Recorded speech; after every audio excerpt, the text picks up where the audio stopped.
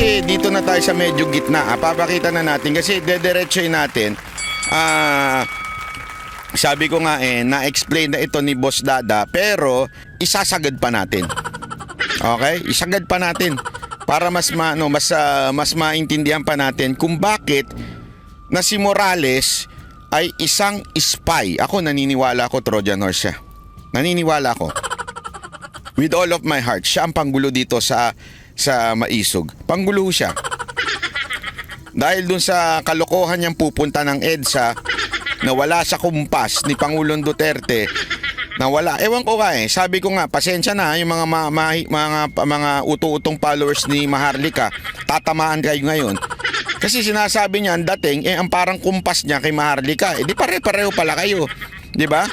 Pare-pareho pala kayo kung ganun. Kaya nga, panoorin muna natin at i-explain ko sa inyo unti-unti. Okay? Pero pagdating dyan sa anuhan na, wala. Hindi na tayo katulad doon noong mga unang panahon na talagang kahit gulok o yung yung kawayan na buho, katalo na. Susugod na. Pero ngayon, hindi. Wala Hindi Kasi mababasa mo naman doon sa mga nakaraang activities Mababasa mo kung merong kapupuntahan Wala So parang sinasabi niya dito, kaya niya in-example yung gulo-gulo na yun, bulo-bulo na yun, sinasabi niya, hindi matapang ang mga nakikipaglaban ngayon. Okay? Bakit? Okay? Ito yung sinasabi niya, bakit hindi matapang mga lumalaban ngayon against the government? Marvin Tupas, maraming salamat. Boss Banat by puso mo, huwag mo silang pansinin itong shot puno. Uy, shit, shot puno yan. Gusto ko yan ha. Marvin Tupas, salamat po. Thank you. Ito, yun mga buhay na mano, di ba? Pag mga ganyan buhay na mano, sarap mag-live Makulay ang buhay natin pag ganyan Tuloy natin. Ay, bakit mali yung chat ko? Sandali. Iba pala yung nakalabas doon. Yan. Di ko tuloy nakita. Yan. Tuloy natin ha. So, anong dahilan bakit hindi daw matapang ngayon? Bakit hindi daw matapang ang mga Pilipino na nakikipaglaban ngayon? Ito ang dahilan niya. Wala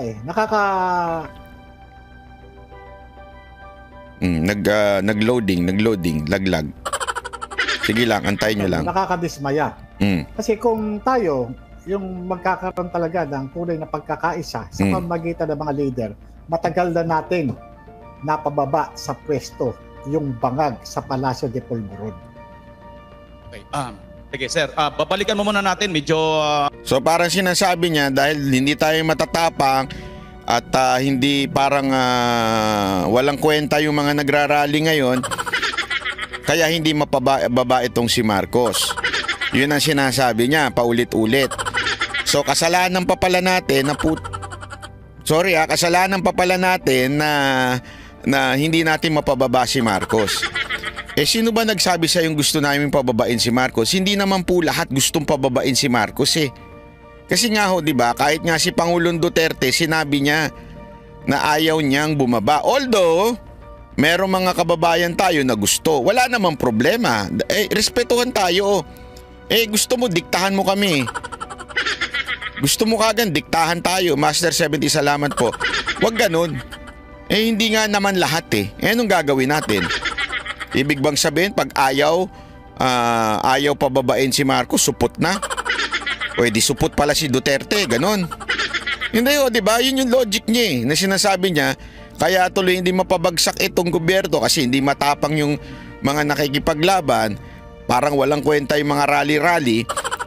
So, walang kwenta, di ba? So, ibig sabihin, parang ang mga may kwenta lang yung mga nananawagan na bumagsak ang si Marcos. So, si Pangulong Duterte, siya? Hindi, yun lang kasimple, siya? Bitin pala yung ko doon sa naalala ko lang. Liliwanawin lang po natin na sir, anong oras po ba kayo pala mag-uumpisa bukas? Ito yung kahapon yan So ibig sabihin yun ngayon, yun nangyari. Tinatanong niya kung kailan, ano oras na magpupunta. Alam niyo ang totoo, ang usapan namin ni Pebbles, bali idedeklara namin yan nitong Biyernes at i-interviewin ko siya ngayong gabi Pero nag-aantay ako ng pasabi sa kanya, pero wala pang ano, alam naman natin yung schedule ni ni Madam Pebbles, ano. Kaya nga ang ano naman natin sa atin naman, once na nakapagbitaw tayo sa ating mga kababayan, diretso tayo. Kahit harangan man tayo ng sibat dyan o harangan man tayo ng isang batalyon dyan, diretso. O bakit ka pumunta na Maisog? Akala ko ba dire-diretso sa EDSA? Hindi, ito kasi itong si Morales, ang daming alam sa buhay. Sa totoo lang, yung ginawa mong punta-punta ng EDSA, ipinahiya mo lang. Hindi totoo, ipinahiya mo lang yung mga nakikipaglaban. Kasi gumagawa ka ng sarili mong lakad eh. Sabi mo gusto mo maging united, pero gumagawa ka ng sarili mong lakad porket hindi ka napagbigyan magsalita. Gumagawa ka ng sarili mong eksena. Di ba? Diretso tayo. Yun naman Opo. yung ano natin. Sabi mo pa diretso, sige nga, dadaan ako sa EDSA, nandiyan ka pa rin. Ang ina mo, pag wala ka dyan ha, kailangan dyan ka matulog sa gitna ng EDSA. Pag wala ka dyan, huwag ka na mag-vlog-vlog dyan. Ano na naman kasinungalingan niyang ilalabas mo? Kasi sabi niya, dire-diretso na to kung ano. Puro ka daldal eh. Hindi, kung talaga matapang ka, huwag ka na umuwi. Diyan ka na. Dalang kita ng pagkain araw-araw. Hindi, ito, commitment to. Diyan ka mag-stay, araw-araw padadalang kita ng pagkain. Huwag ka na umuwi. Puro ka pala salita, yabang-yabang mo. Basta yun lang yung oras, ano? Kasi merong biglaan kasi yung press con kahapon. Nalaman ko lang din yan, late na rin, ano. Kaya yun, sa atin naman, pwede naman tayong magbigay. Pwedeng gawin yan sa umaga, pwedeng gawin sa gabi, o pwedeng kinabukasan. Ang ano ko nga sana dyan, wala nang uwian. Oy, sige, tuloy mo. Wala nang uwian ha. Ang ina, walang ganyanan ha. Daldal ka ng daldal, puro ka salita. Walang uwian, huwag kang uuwi. Pangako mo yan ha. Dadalang kita ng pagkain dyan araw-araw, huwag kang uuwi. Anong gusto mong order? Gusto mo pakainin kita ng chicharon? Chicharon bulaklak? Crispy pata? Ano gusto mo? Lahat ng papaputok ng batok mo, daling ko dyan. Ito kasi yung ito, alam mo, buwisit dito kay Morales, tapang-tapangan kasi ito eh. Akala mo matapang. Sa totoo lang ha, akala mo ang tapang-tapang mo. Huwag kang uuwi ha. Puro ka daldal, puro ka bitaw ng salita dyan. Pag ikaw umuwi talaga, pagtatawanan kita. Uwian. Talagang tipunin na yung tao. Para Yolanda Martinez, eto na naman. Eto na. Anong isasagot natin kay Madam Yolanda? Nalilito na rin ako sa'yo, Banat Bay. Ano ba talaga? Saan ka ba kakampi? Mga kababayan na nanonood, na nakinig kanina, anong sasabihin natin kay Yolanda Martinez? Anong sasabihin natin? Panuorin mo sa simula. Huwag kang daldal ng daldal kagad. Late ka na nga. Hindi mo pa pinanood sa simula. Manood ka sa simula. Pakisabi na nga dito kay Yolanda Martinez. Paulit-ulit na lang to. Ulitin ko na naman yung intro ko. Sayang naman yung intro ko, paulit-ulit. Yolanda, rewind mo. Panoorin mo. Mga 10 beses mong panoorin. Pag hindi mo pa naintindihan, magtawag ka na ng kaibigan mo. Ipaintindi mo sa kanya. Pag hindi pa rin naintindihan ng kaibigan mo, itapo mo na yung cellphone mo sa inodoro. Bakit? Walang silbi yan. Cut natin, yung ng tao. Makapagpasko tayo. Kasi ang makikita yan Ito bang eagerness ng tao sa social media lang o dun sa sa warm body. Kasi sa mga pagtitipon, kung hindi ito yung sinasabi niya, dito ako nabuisit talaga din Sabi niya, yung tapang-tapangan ninyo sa social media lang? Hindi kayo pupunta dito ngayon, so hindi nagpunta tao doon sa EDSA mo. So ibig sabihin, hindi pala totoo tong mga nasa social media na nanunood. Parang ganun na sinasabi mo. So pinapahiya mo pa ngayon yung mga nasa social media na nagagalit. Kung hindi ka naman sintu-sintu din, yung mga nasa social media, marami dyan nasa ibang bansa. Marami dyan nasa probinsya. Eh kung wala silang perang pag-uwi o kaya naman may trabaho sila, gusto mo sumunod doon sa kumpas mo na pupunta ng EDSA? Eh bulok na gawain na yan eh. Sa totoo lang, Nobby Tulyaw, salamat po. Ang tunay na people power ngayon nasa social media. Kasi ikaw, medyo makaluma ka na eh. Yung style mo bulok na. Ang tunay na people power ngayon nasa social media. Paano nangyari yan? Nung panahon na ibinoto ang isang Rodrigo Roa Duterte. Doon nagkaroon ng people power. Bakit kamo? Ito kasi nangyari noon. Walang nagfi-feature kay Pangulong Duterte sa mga mainstream media hanggang to the last minute walang nagfi-feature sa kanya. Ang gumalaw, social media. Netizen ang gumalaw through social media at dahil doon nanalo ang isang Rodrigo Roa Duterte. That's people power. Ngayon, ano gusto mong gawin? Naghihirap na nga yung bayan natin. Ang dami dyan OFW. Ano sila, pauuwiin mo dito? Eh nagtatrabaho sila? Marami dyan taga-probinsya. Marami dyan magtatrabaho pa. Minsan na nga lang sila makauwi sa pamilya, gusto mo pumunta pa ng EDSA. Hindi katapangan ng tawag diyan, katangahan. Kung gusto niyo ng people power, etong social media. Kasi sa social media, baka sabihin mo, paano magbabago ang tao niyan? Hindi, alam mo, mas makapangyarihan ng social media. You know why?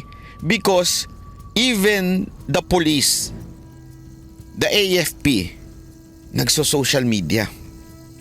Nakikiramdam sa pulso ng netizen. Nakikita nila kung asan ang mga netizen. Hindi mo yan madadaan sa EDSA. Diyan mo sila makukumbinse. As a matter of fact, sa totoo lang ang dami na nagme-message sa akin. Pulis, mga nasa AFP, sinasabi nila, kami mga simpleng sundalo lang, simpleng pulis lang. Naiinis na kami sa aming mga boss kasi masyadong pinupolitika. Dito natin mulatin ang kaisipan ng bawat Pilipino. Tandaan natin, yung gawain na nasa karsada, okay yan. Okay yan. But it doesn't mean na hindi ka pumunta, hindi na matapang ang mga Pilipino. Yun kasi ang pinalalabas mo. Kasi pang baryotik na isip na yan. Ang tunay na revolusyon ay nagsisimula sa pag-iisip. Pag nakumbinsi mo ang bawat Pilipino sa pamamagitan nito, lalabas yan eventually. Hindi pa hinog. Gusto mo pumunta na ng EDSA? Paano mo isusustain yan? Mag-isip ka nga. Minsan di ka na rin nag-iisip eh. Parang katabi yung nag-i-interview sa'yo. Isa pa yan eh. Kinakargahan ng mga hakot, hindi napupuno eh. Di ba? So yan, kinakargahan daw ng mga hakot. Itong pinalalabas siya dito, mamaya sasabihin niya eventually KOJC yan. So pinalalabas niya, hakot lang ang mga pumupunta sa maisog. Mapa-administrasyon, mapa-oposisyon. Pirming ganyan. Pero kung yan, magkakaroon ng talagang yung organic, yung sinasabing organic na na meron talagang sentimiento. 'Di ba? 'Yun eh. Kasi kung ang sentimiento lang diyan ay personal, personal reason. Na nang dahil doon sa kinaaanibang grupo o anuman, walang mangyayari diyan. Pero kung ito ang motivation ng tao ay yung kanyang kaapihan, yung kanyang Kutang ina, gumaganon pa yung ulo ni BMR, naniniwala naman, no? Hindi, alam mo, expected ko na kasi alam naman namin yan. Maraming nakakaalam na itong si Kalbo. Ano yan, fame whore. Maraming nakakaalam yan. Alam na ho yan sa loob. Kaya nga hindi siya makasali-sali. Kasi alam na yan eh. Dati pa, i-rewind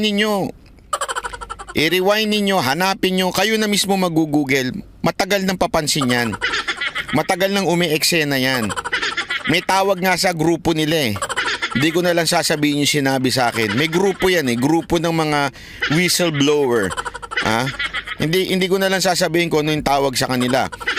Pero yung grupo na yan yung mga, alam mo na, mga witness kuno.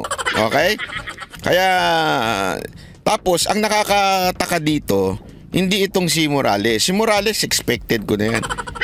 Itong nasa kaliwa, na alam naman niya na ang tinitira dito ay yung KOJC at sinasabi dahil lang dun sa pinuno na which is si Pastor Kibuloy. Gumaganon-ganon pa, tumutungo-tungo pa. Oh. Putang ina yan. Sabi ko, ano to, tanga? Tanga ba to o bobo? Hindi, BMR, tanungin kita, dalawa lang yan. Takot ka kay Morales? O tanga ka? Hindi, nagtatanong lang ako, BMR ha. Ito seryosong tanong to kasi iniisip ko talaga eh. Hindi mo ba maintindihan yung sinasabi? Hindi mo magets yung parinig ni... Alam mo sa sobrang nagpaparinig na dito si si Calvo, nagpaparinig na, 'di ba? Naparinig siya na kesyo dahil lang hinahakot yung organisasyon na KOJC, tapos dahil dun sa pinuno lang nila naaapi kaya nakikipaglaban. Ito napaka-obvious na eh. Tanga na lang ang hindi makasense niyan. Or natatakot ka lang kay Morales. Hindi, BMR, tanong ko lang. Sabi tuloy ni Boss Dada parehas. Hindi, kasi yun lang ako nagtataka lang ako. Ito seryosong tanong, BMR. Tanga ka ba? Tanong lang. Tanga ka at hindi mo mag-get si Morales? O supot ka? I-comment nyo nga dyan, ano siya, tanga o supot? Sige na, paki-comment. Ano sa tingin nyo si BMR? Tanga o supot? Supot siya dahil natatakot siya kay Morales? Kung ako to, tangina, minura ko to sa harapan ng live ko eh. Abay, gago ka pala eh. So para mo sinasabi, bayaran ng mga taga kay OJC? O sumusunod lang? Ano to? Ganon ang ibig mo sabihin? Hindi, di ba ho? Kaya nga kayo ho magano. Ako nagtatanong ako, wala akong konklusyon. Wala akong konklusyon. Ano kaya si BMR? Tanga o supot? Gumaganong-ganong pa, sumasang-ayon pa ang ulol eh. Sabi ko, nako. Tapatan ni Urakan, yan. Pero kung ang motivation ng tao, pinapunta lang dyan para dun sa kanyang relihiyon o dun sa kanyang trabaho o dun sa kanyang political na kinabibilangan, walang mangyayari dyan. Paulit-ulit lang tayong magkakaroon ng rally. Later on, pag dilim, uwian na ang hinahanap. Ano gusto mo? Ano talagang... Alam mo, ito ang dapat kasuhan. Diba? Kung meron mang kakasuhan ng gobyerno na ito. Kasi literal, siya ayaw niya na mag-uwian. Gusto niya na doon. Pabagsakin na yung gobyerno. Anak ka ng waiting. Sino ba kakampi mo? Si Maharlika. Isa pang tapang-tapangan. Sa bagay, nasa Amerika. Minsan kasi hindi ka gumagamit ng utak eh. Di ba? Hindi, sa totoo lang. Yung tapang-tapangan mo, kunwari kang tapang-tapangan. Kung matapang ka talaga, pumasok ka doon sa Aguinaldo. Mag-aya ka ng mga sundalo doon na mag-aklas na. Kung talagang matapang ka, parang ganun ang pinalalabas mo eh. Yung mga tunay na maisog, yung pinuno ng maisog na si Pangulong Duterte, ang sinasabi niyang paulit-ulit, hindi naman sa gusto natin patalsikin si Marcos eh. Inilalabas lang natin ang saloobin natin. Yun ang purpose. Kahit kami banateros, paulit-ulit namin sinasabi yun. Inilalabas lang namin ang aming saloobin. Ngayon, kung ano mangyari, basta kami inilalabas lang namin. Hindi namin hawak yan at hindi kami kahit kailan ng rebellion. Hindi. Alam mo, sa totoo lang, pagkaroon ng rebellion, labas ako dyan. Out ako. Sorry ha. Hindi ko gusto magkaroon ng rebellion. Bakit? Oo, malamang magtagumpay. Halimbawa lang, magtagumpay ang isang rebellion laban kay Marcos. Pero kung gagawin natin ganito paulit-ulit, ang rebellion, anong bansa meron tayo? Sige nga ho. Hindi, eto ha. Anong bansa magkakaroon tayo? Alam niyo ba na natanong namin yan kay Pangulong Duterte paulit-ulit? Nung unang, hindi naman una, pang ilang meeting na namin yan actually. Pero nung unang nakasama namin si Pastor Quiboloy at saka si Pangulong Duterte, paulit-ulit tinatanong ng mga tangang vloggers. Ito, kasama yan. Di umano pala. Hindi tayo sigurado kung tanga, di umano. Tinatanong kung bakit ano pang inaantay, ano pang ano. Alam mo, paulit-ulit na sinasabi ni Pangulong Duterte. Hindi sa gusto nating pabagsakin. Hindi gusto natin ibagsak ang gobyerno. Ayaw niya na magkaroon ng revolusyon. Ayaw niya ng madugong pakikipagbaka. Ang gusto lang niya ay mailabas ang saloobin ng mga Pilipino. Yan ang sinabi. Yan ang sinabi ni Pangulong Duterte at yan ang sinusundan namin. Yung mga tunay na kawal ni Pangulong Duterte. Pero kayo mga ewan ko kung saan kayo pinanganak, nagpapaniwala kayo sa kung saan saang prinsipyo. Tayo, ano pinagkaiba nyo sa mga NPA? Hindi, tanungin ko kayo.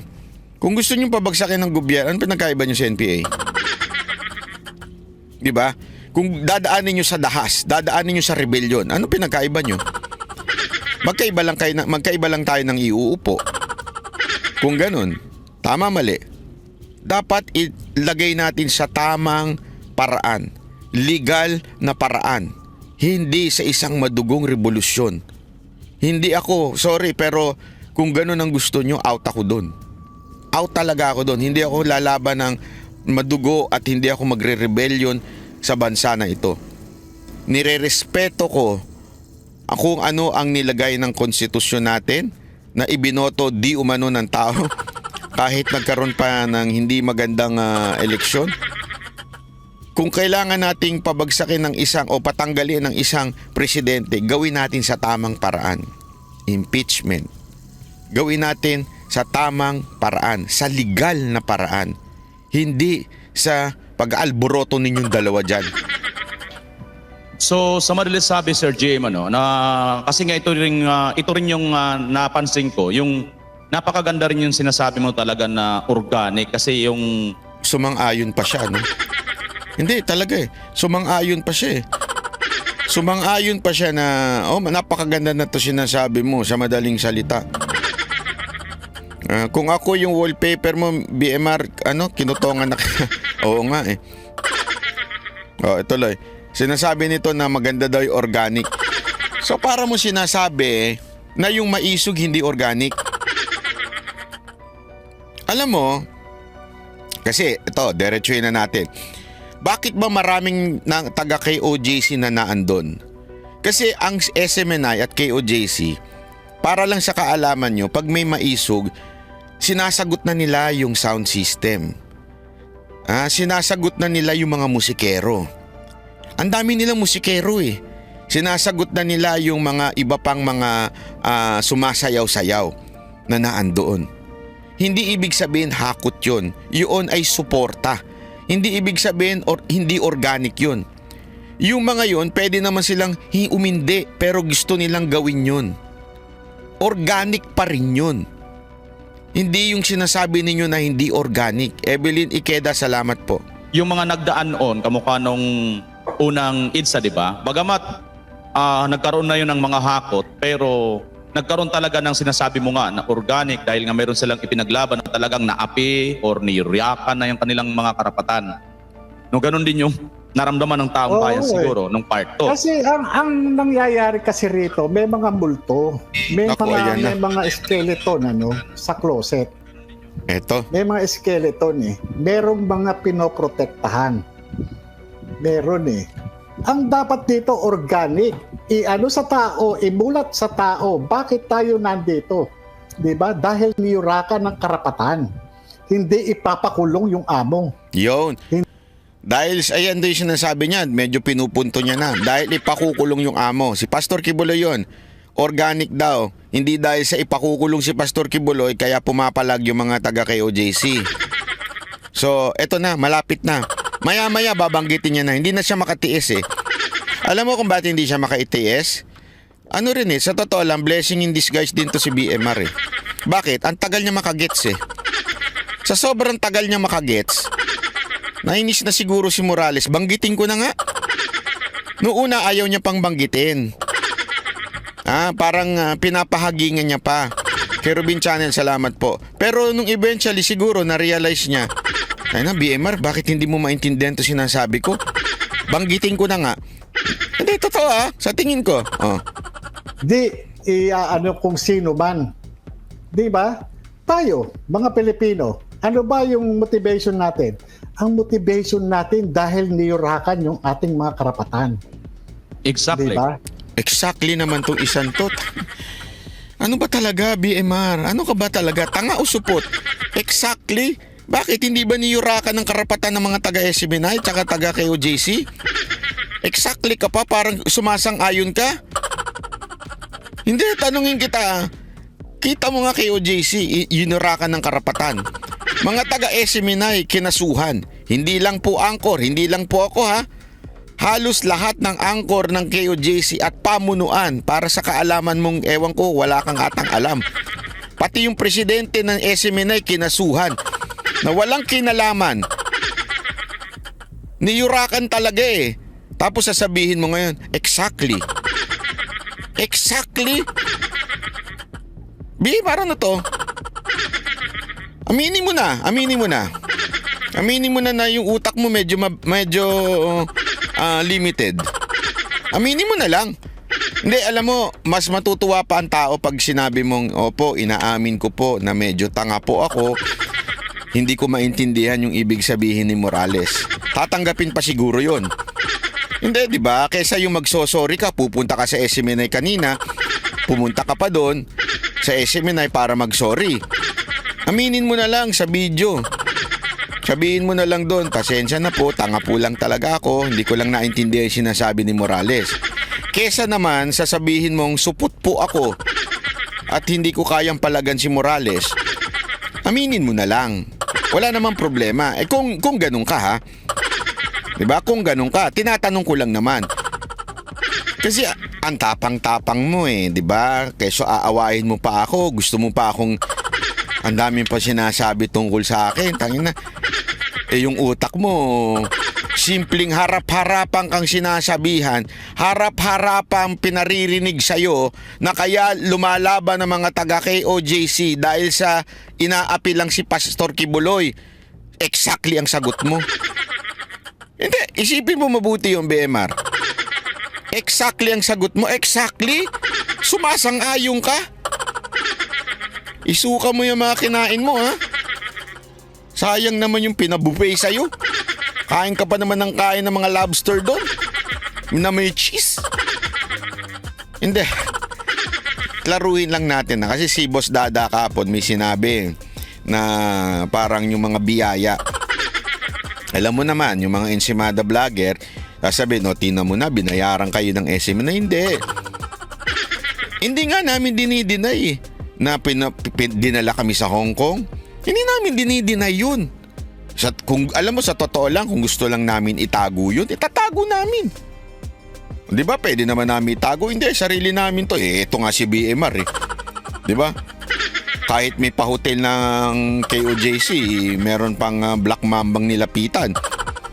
May OFW pang nilapitan para sa hotel. Di ba? So anong ibig ko sabihin? Simpleng-simple lang. Kami po ay transparent. Yun po ay sagot ng KOJC dahil meron po silang anniversary na inimbitahan po kami. Kasi sa totoo lang, eto kasi baka akala ng iba, kaya nyo pala pinaglalaban ng KOJC. Hindi po. Ako po, sa totoo lang ako, kayang-kaya ko naman punta ng Hong Kong. Yan ang pinakamurang puntahan ngayon Hong Kong. Sa totoo lang, ang mura-mura ng pumunta ng Hong Kong. Compare mo naman sa Japan. Sa Japan nga, pabalik-balik ka kami. Hong Kong pa. Kaya naman namin pumunta dyan. Kaya din namin maglibot dyan. At sa katunayan, not every time na pinapakain kami ng KOJC, nandun ako. Kasi, kaya ko kumain ng hindi pinapakain nila. Kaya lang ako sumasama dun sa mga buffet nila kasi nahihiya ako, naghahanda sila. Pero sa totoo lang, kaya naman namin kumain. Hindi namin ito sinasabi. Hindi namin ito pinaglalaban ng KOJC o si Pastor Kibuloy because of that kind of blessing na ibinigay nila sa amin. Hindi yun. Kami nagpapasalamat doon. Kami ay very appreciative sa mga ginagawa nila, pero hindi yun ang dahilan kung ba't namin pinagtatanggol. Dahil even before that, pinagtatanggol na namin nung na-realize namin na may punto ang mga taga KOJC at may punto si Pastor Kibuloy. Hindi rin kami sumanib sa KOJC. Hindi rin kami pinilit na sumanib sa KOJC. Kaya namin alam nyo ito Maye Pau, ano ba ito? Maye Pau, salamat po ha. Ito makinig kayo ha. Diretsuhan tayo. Isipin nyo, sana kung sinabi nila, magpa kingdom member na kayo, ganyan-ganyan. So obligado na kayong ipagtanggol ang KOJC. Hindi kami obligadong ipagtanggol. We can say whatever we want. Malaya kami. Hindi ho diktador ang mga taga KOJC. Hindi ho diktador ang SMNI. Sa katunayan, kami po pag sumasalang banateros, wala po silang binibigay sa amin ito lang ang sasabihin nyo, ito lang, banat ba yung bibig mo. Kaya nga inaaway na ako minsan ng mga tao sa yung mga sa live viewers kasi kahit sa banateros binabanatan ko yung mga vlogger na walang kwenta Hinahayaan lang nila kami. Wala ho silang ginagawang pag-aano sa amin para ipagtanggol sila. Nakita talaga namin yung injustice na ginagawa ng gobyerno kay Pastor Kibuloy at sa KOJC. Pinag-aaralan po namin yung batas, ano ba yung hindi nasunod na batas during the June 10 siege sa KOJC. Pinag-aaralan ho namin yun.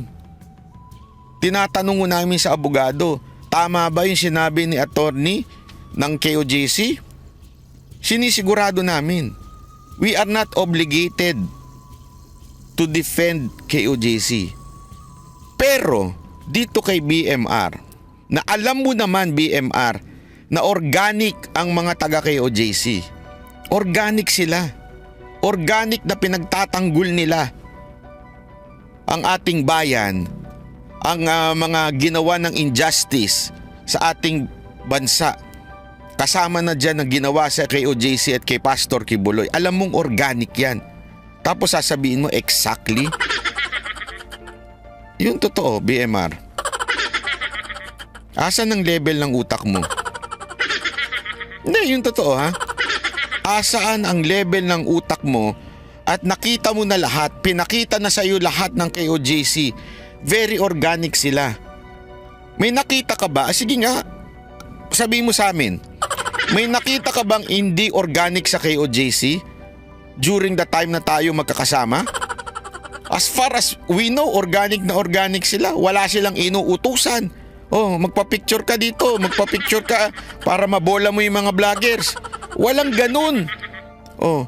Meron bang inutos sila sa atin? Wala. Ano sinasabi mong exactly?